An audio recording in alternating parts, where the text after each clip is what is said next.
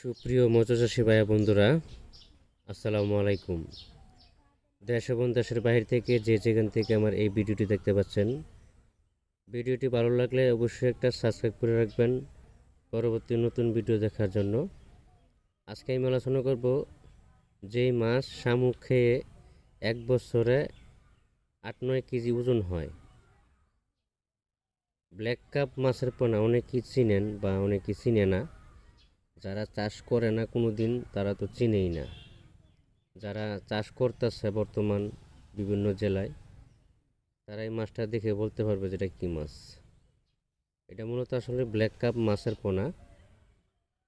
এই মাছের খাবার হলো শামুক, ঝিনুক, ময়লা আবর্জনা। খেয়ে মাছগুলো দ্রুত বড় হয়।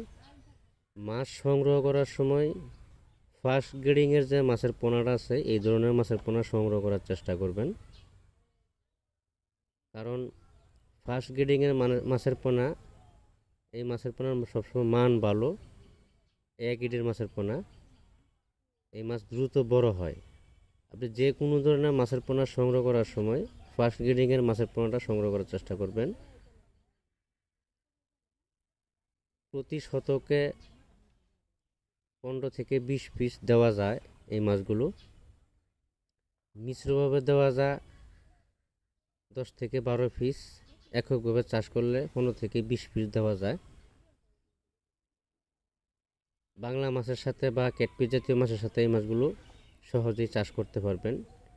কোনো খরচ হবে না, খরচ ছাড়াই অতিরিক্ত লাভ। যেমন তারাবাইম খরচ ছাড়াই লাভ হয় যদি শৌখিনভাবে করতে পারে মাছ চাষ।